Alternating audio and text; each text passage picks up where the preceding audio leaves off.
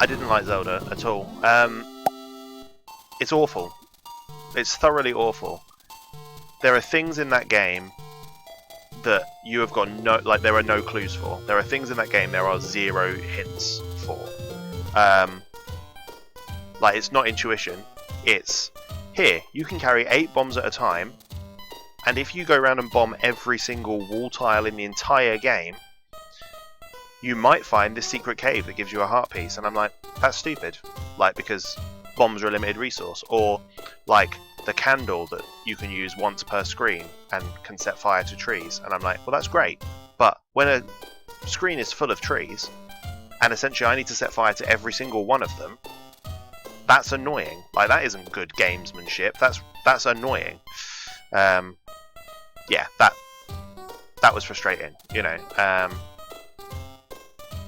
Things like when you die, having to walk all the way back to get to the fairy, to then walk all the way back and then potentially go to the medicine lady and buy that. Like, yeah, there was lots wrong with that game. Lots wrong with it. But I finished it, and that's what matters. I like Zelda as a franchise. Don't get me wrong. I like Zelda as a franchise. Absolutely like Zelda as a franchise. I just think the original Zelda is not a good game. I respect it for what it did to pave the way to the rest of the franchise. Absolutely. But it is not a good game. It's not even cryptic. It's outright. There are hints for some of the stuff in the game. There absolutely is some hints for some of the things.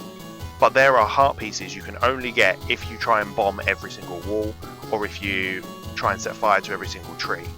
And that's silly. I don't mind a game being cryptic as long as the hints are there. And when the game didn't have the hints present, it annoyed me. You can tell. You can hear it in my voice. I'm annoyed. I'm annoyed at my memory of Zelda. There's one bit where I randomly walked through a mountain, and I did that entirely by accident. There is a bit. It's a whole thing full of trees. It's to get into Dungeon 8 actually.